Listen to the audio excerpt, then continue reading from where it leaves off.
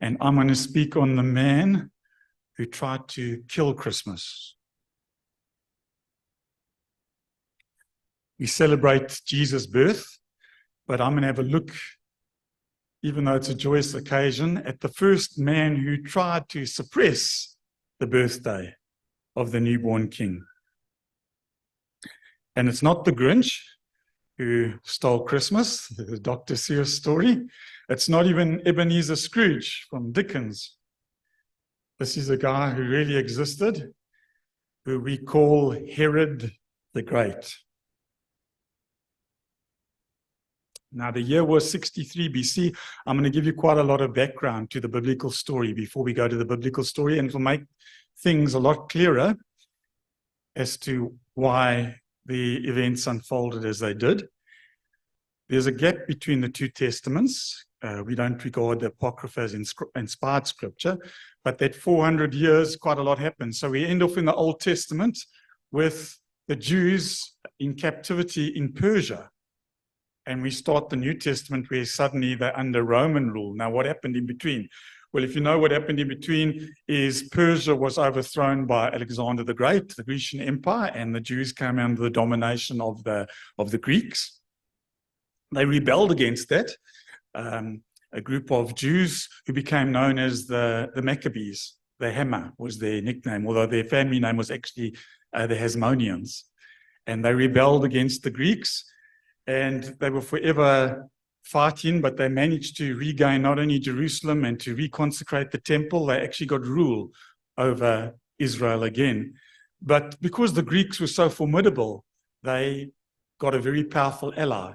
And that ally that they chose to join with was Rome, which later on I think they may have regretted had they seen into the future. And so in 63 BC, these Hasmoneans, the descendants of the Maccabees who were ruling Israel, had two contenders for the throne.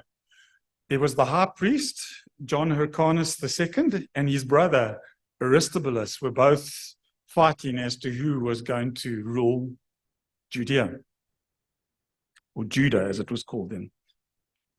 And so they both sent envoys to a very powerful Roman general called Pompey, and they asked for his assistance. And he obliged. He gave assistance, but not what they were expecting. He came, marched on Jerusalem, and he took it for himself and for Rome. So be careful when you ask for help. But the Romans still allowed a certain degree of self-rule, and Julius Caesar, the well-known general, decided to entrust a man called Antipater with the public affairs of Judea. But Antipater was a foreigner from Edomia. In the Bible, we call it Edom. Today, it's Jordan. So he got this foreigner to administer the area.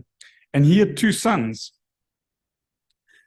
His one son, Herod, was appointed the governor of Galilee, and he was only about between 25 to 28 years old, very young man, ruling Galilee. And his brother, Faisal, was put in charge of Judea. And of course, the Romans were there in the background.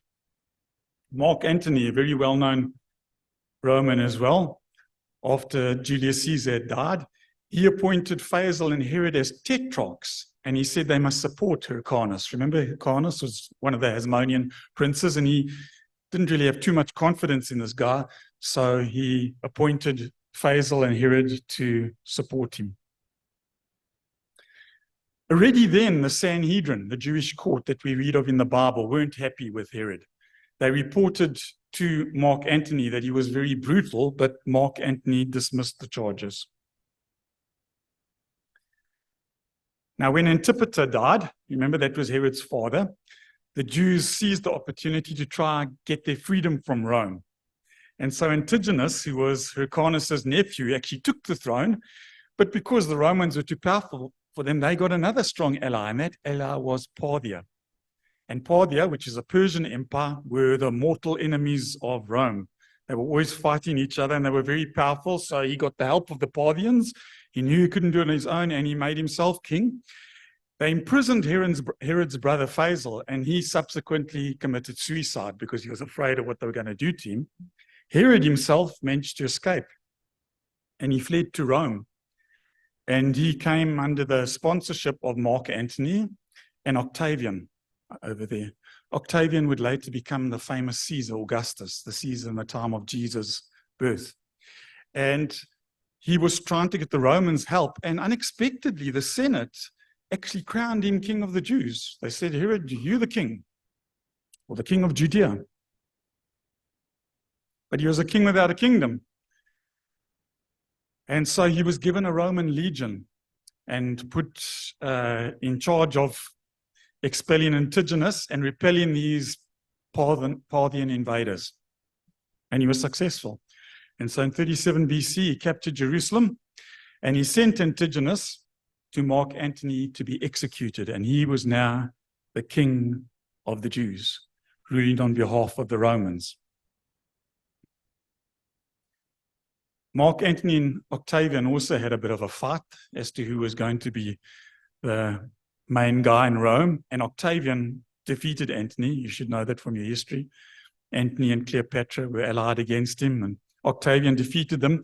And Herod quickly swapped his allegiances. Even though Mark Antony had been his main sponsor, he suddenly supported Octavian. And in 30 BC, Octavian, Augustus, confirmed Herod as the king. And so he began a reign that was to continue for 33 years. But although the Romans made him king of the Jews hated him, and they didn't like that title because he wasn't of pure Jewish descent, and we're going to see he was a dubious religious Jew. We saw his father was an Edomite with a Jewish mother, and his ancestors had converted to Judaism, and his mother was actually a Nabatean princess from Petra. Those of you who went to Israel in 2006, we crossed into Jordan and we went to that amazing city of Petra. Well, that's where Herod's mother was from. But he was not purely Jewish. He claimed to be a religious Jew, but those who were really orthodox questioned it because the Herodians were very decadent and they didn't observe the rules regarding divorce and marriage and many other things. And so he wasn't liked at all by the religious Jews. Not only that, he not only would build a temple for the Jews, he also built temples for other religions because he said, after all, he wasn't just representing the Jews, he was representing everyone. And so the religious Jews didn't like him even more because he's building temples for pagans. And so he wanted to legitimize his claim to the throne. And so he married a Hasmonean princess. She was actually the granddaughter of Hyrcanus that we've already heard about. She was renowned for her beauty. That's not them actually, that's a picture from a film. We don't really know what she looked like, but apparently she was very beautiful. But not only that, she gave Herod some legitimacy because now he was married to a princess from the Hasmoneans, from the Maccabees, for those who criticized him for not being a real king of the Jews.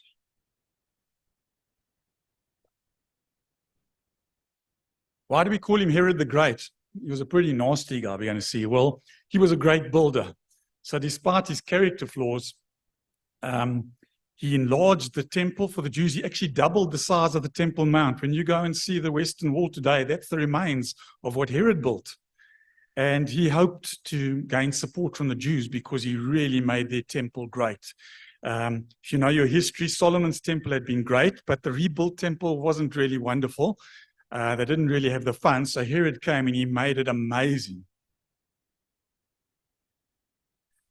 He also used the latest technology in hydraulic cement, and he built the harbor at Caesarea Maritima. Those, again, who went to Israel will have seen that. Remember the remains of his palace in Caesarea and this harbor that he built. And that's the magnificent fortress he built on Masada that he used as a place to hide if people wanted to kill him. One of the many retreats he had, this incredible, fortress on the top of Masada. So he was a great builder.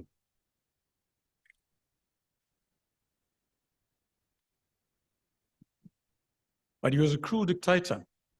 And when people criticized him or when he suspected them of perhaps challenging his throne, he suppressed them very ruthlessly. He had a bodyguard of 2,000 soldiers. And it's actually been suggested that he used secret police who monitored what the people were saying to find out if anyone was criticizing him. And he prohibited protests when he could, and he had his opponents removed by force. But he was a killer, we're going to see, a terrible killer. He killed to stay in power. He sometimes just killed out of spite. In fact, he executed many people in his close family when he suspected them of plotting against him. And so firstly, and I'm going to run through some of these just to give you the background. In 36 BC, he was very jealous of his brother-in-law. So his beautiful wife, Mariamne, had a brother who was also very handsome, and he was a Hasmonean prince, and Herod was a bit worried that they might want to make this guy the king. And so what he did, he decided to rather make him the high priest. And he wasn't even happy with that. So in 35 BC at a party, he had him drowned by his bodyguards. They've drowned this young guy. And his mother was very upset and actually wrote to Cleopatra. And Cleopatra, who was in a relationship with Mark Antony, reported the affair, and Herod was summoned to Egypt to go and explain himself to Mark Antony. Why had he killed this prince in such a brutal way? And we get a lot of this information from Josephus. And Josephus then tells us that Herod went to Egypt, but he was afraid that he was going to be put to death by Mark Antony. So you know what he did? He left instructions with his uncle, who he put in charge, that if he should be killed, that they must kill his wife. Because she was very beautiful, he didn't want her to marry anyone else. And this was the kind of possessive love he had for her. He said, well, kill her if I'm killed. But the uncle told her, Mariamne. And so, understandably, she was a bit annoyed about the fact that he was so obsessive. And furthermore, even though Herod had been acquitted again by Mark Antony, his mother and his sister Salome accused Mariamne of adultery with Joseph. And Herod believed it. He said, well, the reason he must have told her about his intentions must be because he's in love with her, and therefore let's have him executed. So he executed his uncle. But he spared his wife. But she was very resentful to him, the fact that he had wanted her executed if he died. And so Josephus actually tells us that she even refused to sleep with Herod. And then Salome, Herod's sister, accused her of plotting to poison Herod. And so he executed his beloved 25-year-old wife in 29 BC. And it says, we are told that he grieved for her for many months. He loved her in his own perverse way, but he had her executed. And then her mother, who was a Hasmonean princess as well, Alexandra, said that she was queen now because Herod was mentally unfit to serve. And Josephus tells us that that was a strategic mistake because he then executed her without a trial. In 28 BC, he executed his brother-in-law Costobar for conspiracy. That was Salome's husband. Now remember John Hyrcanus, the original guy who wanted the throne? He had been actually taken by the Parthians into captivity, and Herod was afraid that he was going to form an alliance with the Parthians. Remember, they had previously helped the Jews expel the ruler there, the Hasmonean rulers. And he was worried that he was going to come back, so he invited him to come stay in Jerusalem. And in 30 BC, even though this guy was 80 years old, he accused him of plotting with the Nabateans, and he put him to death. And it doesn't end there. Now we're getting closer to the birth of Jesus. In 8 BC, he accused his two sons.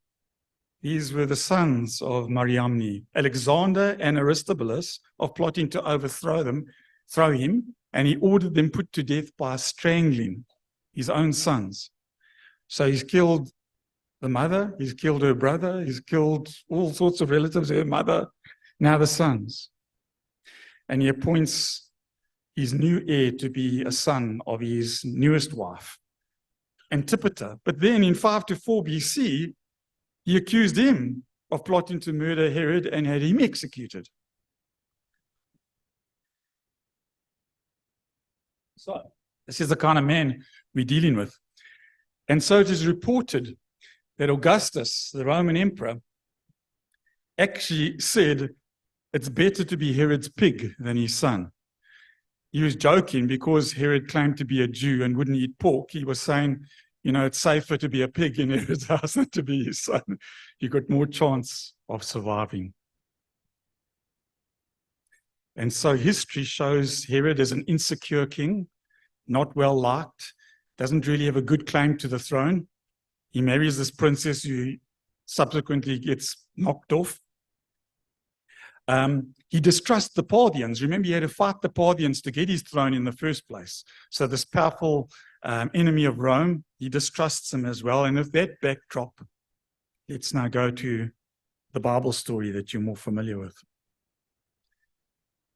Josephus tells us that Herod was slowly dying. He describes his disease as a kind of foul distemper, his body racked with convulsions, his breath foul. We don't really know what it was, but this was the description Josephus gave, and Josephus lived in the 1st century. His skin covered with loathsome sores. He's rapidly losing his mind. Well, we might question whether he had it in the first place, but he's still the king. And one day, word comes to him, we are told in Matthew, that some visitors have arrived in Jerusalem with a strange question. And these are the Magi, or traditionally they're called the wise men from the east. And so Matthew says in chapter 2, now after Jesus was born in Bethlehem of Judea, in the days of Herod the king, Magi from the east arrived in Jerusalem. And they asked, where is he who has been born King of the Jews? For we saw his star in the east and have come to worship him. No one knows the answer to that question, including Herod. What were they talking about? Herod had no recent sons. He was the king of the Jews. His sons, which were older anyway, he had already executed most of them. And now they're asking, where is he who's born King of the Jews? Herod thought he was the king of the Jews.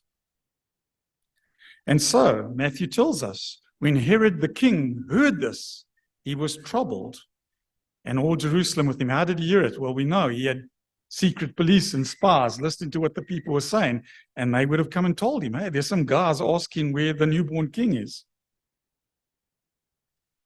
And so it hits a sore spot, because firstly, he's the king of the Jews, but secondly, he wasn't born the king of the Jews. Where is he who's born king of the Jews? He's a foreigner.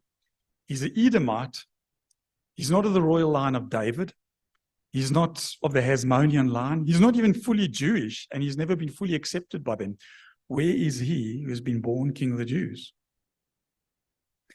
Now, you'll hopefully remember when I spoke on the Magi, the wise men, although there's many different theories today where they came from, the earliest depictions we have from the 2nd century all show the Magi wearing Persian clothes. And the majority of the church fathers believed that the Magi were Persians. Now, if you don't know, Parthia, that I told you about, was a Persian empire. And we've seen how they're the mortal enemy of Rome and of Herod. And they're the ones who actually Herod had to fight in order to get his kingdom. Now some guys come from Parthia, and not only do they come from Parthia, they're asking for the king of the Jews. He was not only troubled by their question, but by the rank and the origin of the strangers asking it. The Magi were a powerful political body. And although there were Magi in Babylon, and some people will say it was those Magi, I believe that in agreement with the earliest tradition, that they were from Persia.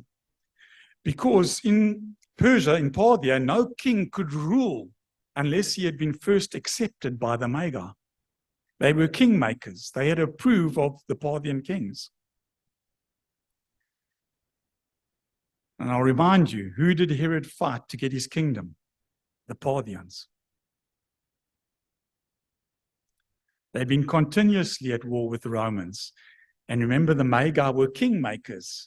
And now these Parthians, enemies of Rome and of Herod, these kingmakers are coming and asking, where is he who has been born king of the Jews?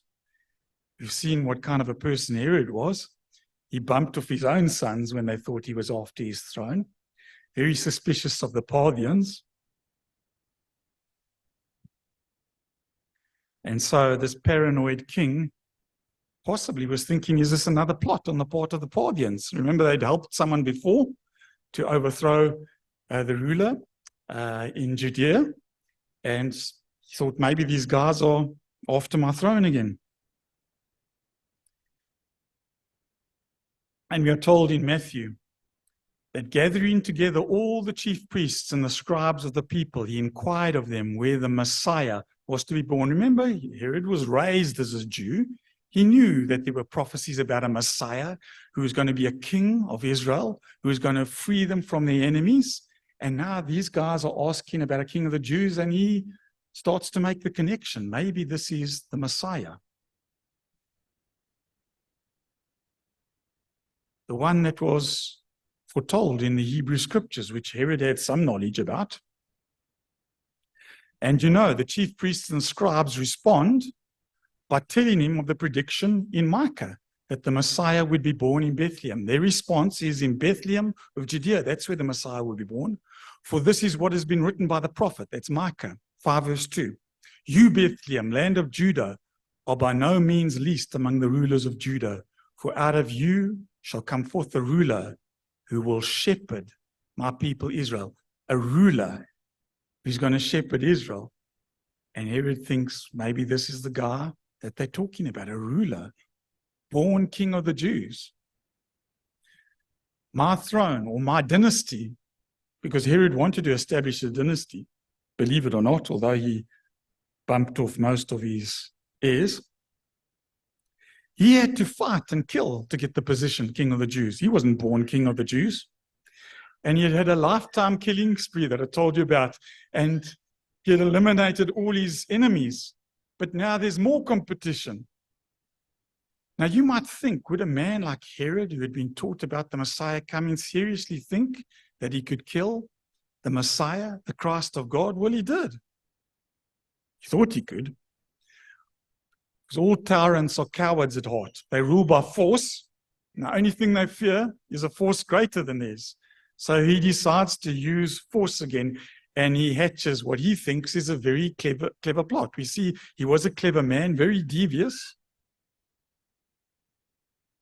And so Matthew tells us Herod secretly called the Magi. Notice he does it secretly. So already, you know, he's up to no good.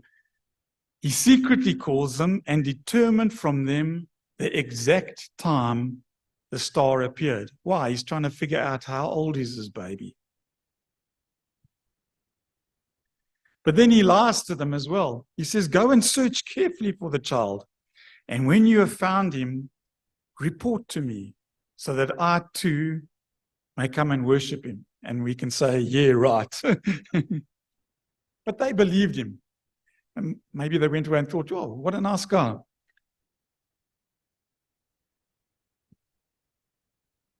Matthew says, after hearing the king, they went their way, and the star which they'd seen in the east went on before them until it came and stood over the place where the child was. After coming to the house, they saw the child with Mary, his mother, and they fell to the ground and worshipped him, these kingmakers. But then there's a twist, because they are warned by God, Matthew tells us. So it seems they believed Herod.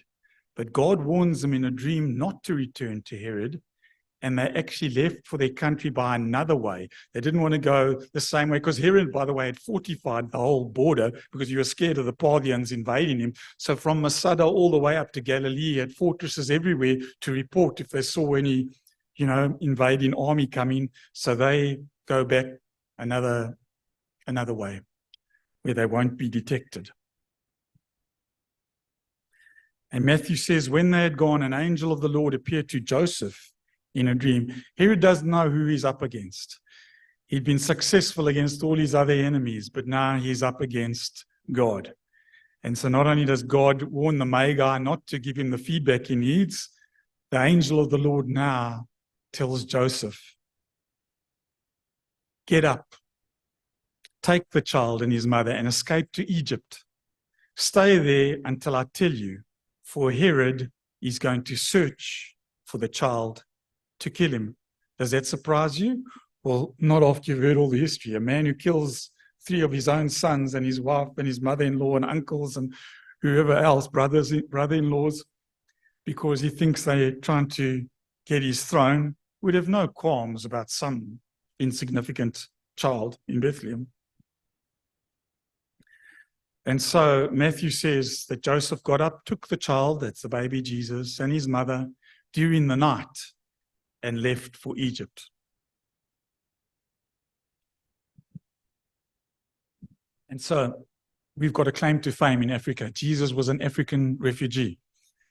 Okay. And it says that he stayed until the death of Herod. Wise move. And so was fulfilled what the Lord had said through the prophet, out of Egypt I called my son. So when the Magi first left Herod, he was probably thinking to himself, his Parthians are really stupid for a trick like that. They're going to do my dirty work. They're going to find out where this king is, and then I'll do the rest. They were fools, he thought. But it turns out that he was the fool, because they're gone, and so is the child. His plan boomeranged. God was the one he was up against, not just people that he could bully and murder. And so we're told by Matthew that when Herod saw that he'd been tricked, he was enraged. This man who always had his own way, the trickster had been tricked, the con man had been conned, the liar had been double-crossed. And so he lost his mind and he did something that was worthy of Hitler, Stalin, or Mao. He lashes out indiscriminately. And so Matthew says when Herod realized that he had been outwitted by the Magi, he was furious. He realizes these guys aren't coming back. And he gave orders to kill all the boys in Bethlehem and its vicinity who were 2 years old and under, in accordance with the time he had learned from the Magi. So he's worked out how old the child must be. And he's, well, I don't know who it is, but you know what? I'll just kill all of them. Simple. That's the kind of man he was. And Matthew says, then what was written, or then what was said through the prophet Jeremiah was fulfilled. A voice is heard in Ramah, weeping and great mourning, Rachel weeping for her children and refusing to be comforted because they are no more. And so Herod wants to assassinate the Messiah before he can become older, get a following, be a challenge to his throne or dynasty. And it's estimated that he might have killed as many as 33 boys. I won't go into the maths, it's there at the bottom. But Bethlehem was a relatively small town. But even though it was a small town, if you work out, you'll find that it could have been as many as 33 boys that he kills just to make sure he's got the right one. And you can see how it's totally consistent with everything we know about him. Killing was how he stayed on top for 41 years. As I've said, he killed his own sons when he thought they were threatening his thrones. So why should he worry about killing all the baby boys in Jerusalem just to make sure he's got the right one? And so when he hears the news that all the babies are dead, he probably believes, well, he can rest. Killed his last foe. There's no rival king of the Jews.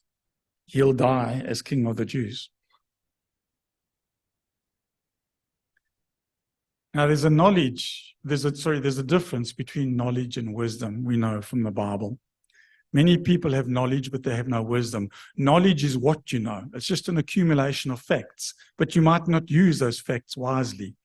If you're wise, wisdom is who you are, in the light of what you know. It's not just what you know, it's how you apply it to your life. We see in this account from Matthew that the religious leaders had knowledge. The wise men had less knowledge than them. They knew that a king had been born, but they didn't know where. The religious leaders know exactly where.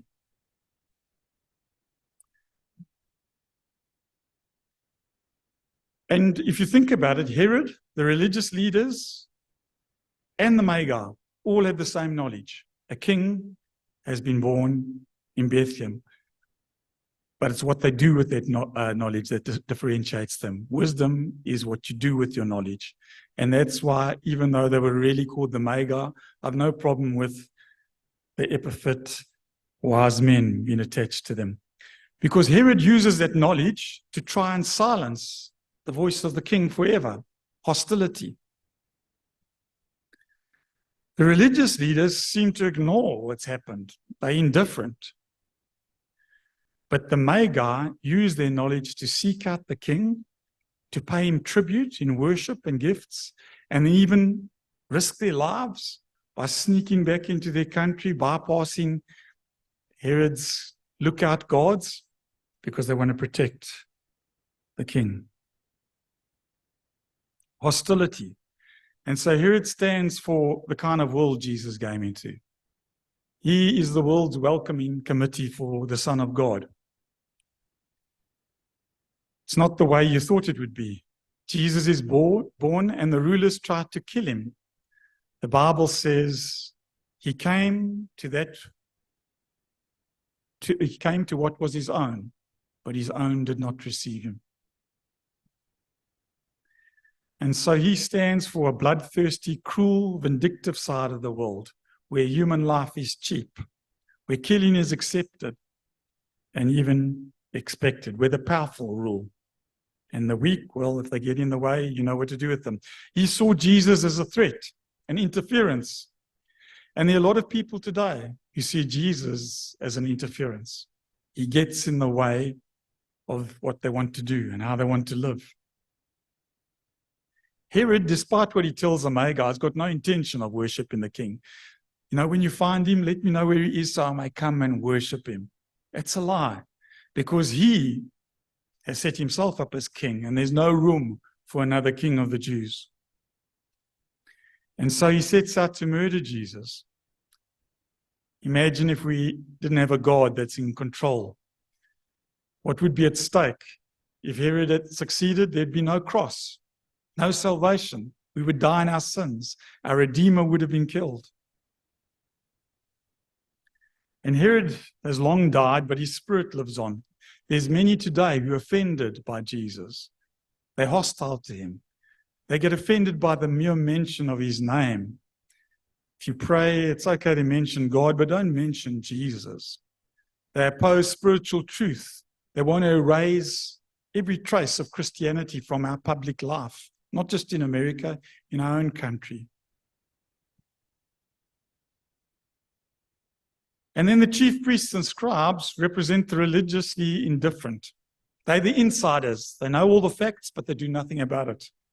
They don't care enough to get excited. They should have been rejoicing. The deliverer, the Messiah has come, but they ignore his birth. When Herod calls for them, he acknowledges that they're the experts in those matters. He asks where the baby is to be born, and it doesn't seem like they battled with the question, and it doesn't seem that there was any debate. These guys all agreed. They were professional Bible students. Prophet Micah has made it clear. Messiah is to be born in Bethlehem. They didn't come up with 10 different answers. They came up with one answer, Bethlehem. They're the experts. They told Herod and the Magi where to look, but it doesn't seem as if they cared enough to look themselves. They don't do anything with their knowledge. You know that Bethlehem's only 8 kilometers from Jerusalem? But that was too far to go. Even walking, that's not too bad. If you were to go on a horse, it'd be a lot quicker. But it was all academic to them. Hope you have a nice trip. If you find the Messiah, let us know. What are your 8 kilometers? What's keeping you from following God? Now, most people in our country have the same basic knowledge. They've got knowledge. The problem is they don't follow up on what they know. What are the things that you know that you ought to do, but you're not doing?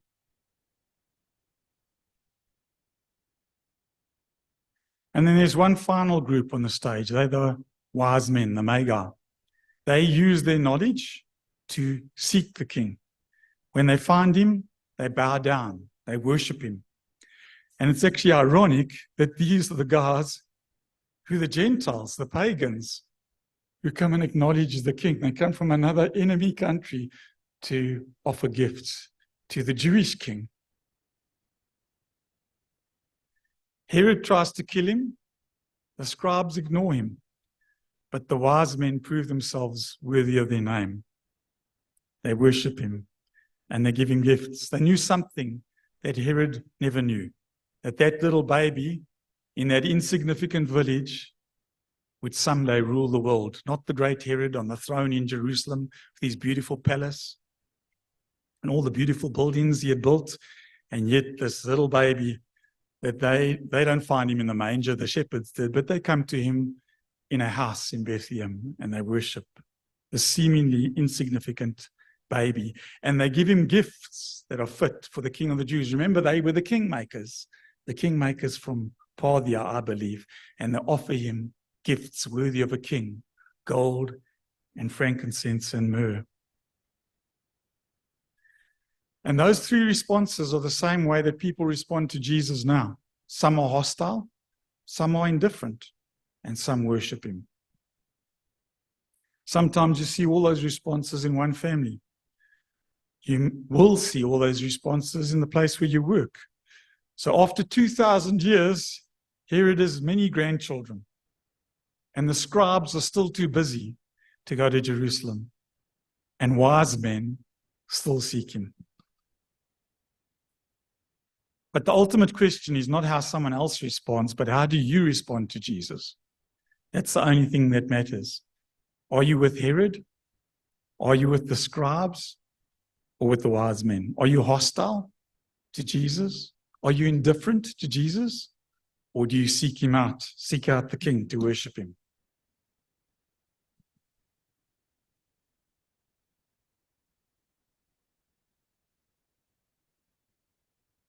If information alone could save you, Herod and the scribes would have been saved. But it's not what you know. It's what you do with what you know that saves you. So the fact that you know and believe there's a God, remember what James says, you believe in God, well done. The demons believe and tremble. They shudder.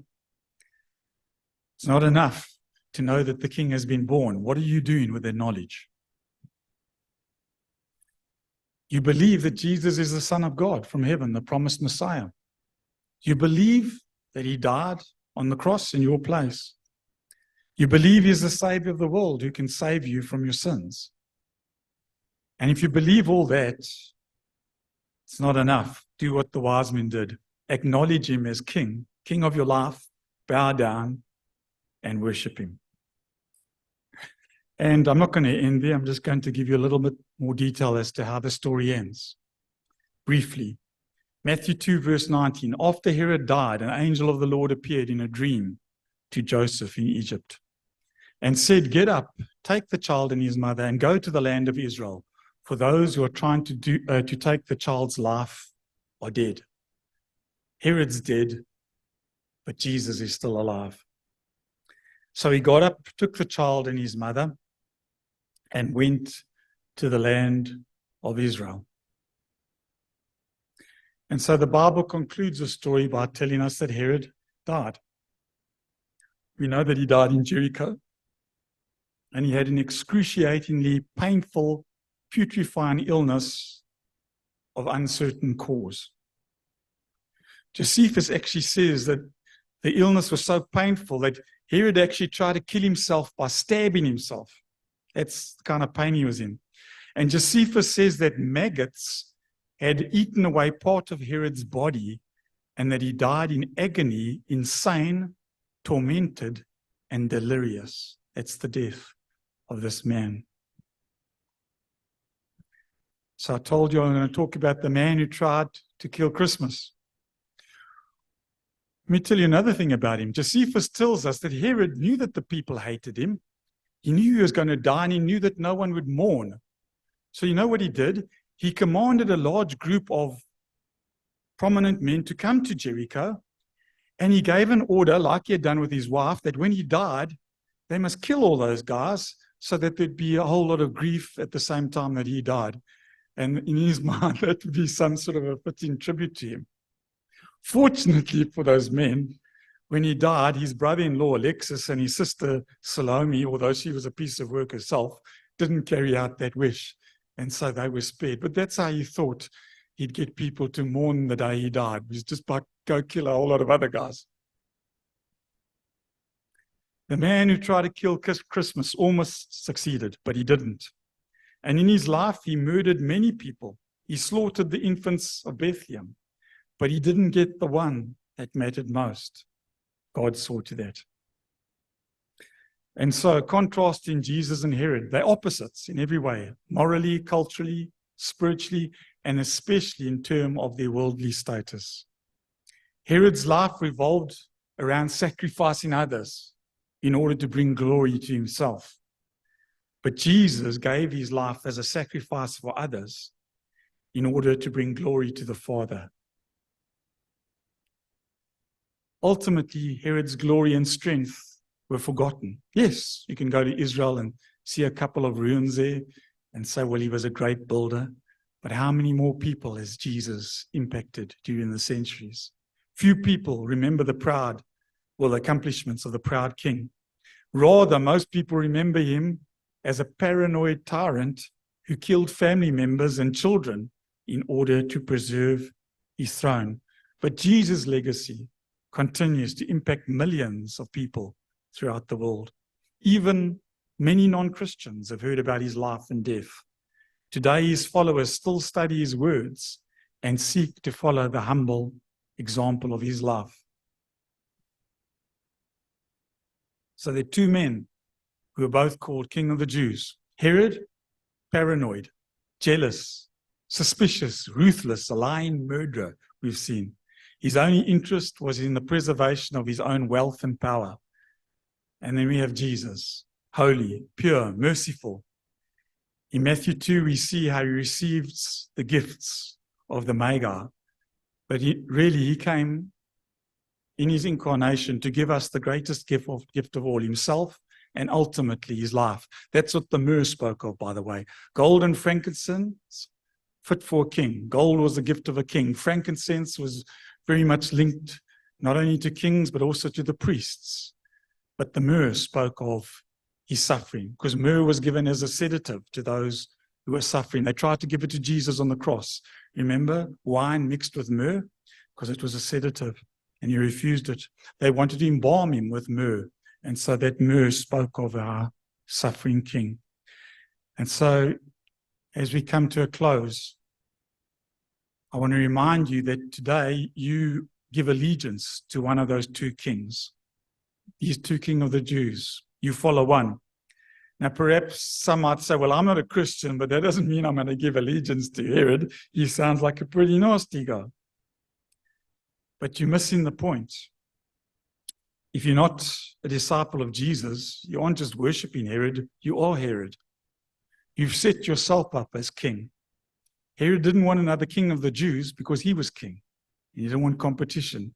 And there's many people who do the same. They won't allow Jesus as king in their lives because they want to be king. And Christ won't allow two kings to reign. And so at Christmas, we remember the first coming of the king. But we're also reminded of the fact that he's coming again. There's going to be a second coming. The first time, and we remember this in particular at Christmas, he came as a baby, a seemingly helpless baby, although God the Father was looking out for him, we saw in that account. But the second time, he doesn't come as a helpless baby. He's going to come riding on a white horse, leading the armies of heaven to liberate Jerusalem and to set himself up as the king. And so all people will ultimately meet Jesus. But I want to invite you, if you haven't already done that, to meet him now as your Saviour, Because if not, you will still meet him. You'll meet him later, but you'll meet him as your judge. Come before him like the wise men. Use the knowledge that you've been given to worship the King, to leave the throne of your life to Jesus, the Messiah, the King of the Jews. Amen.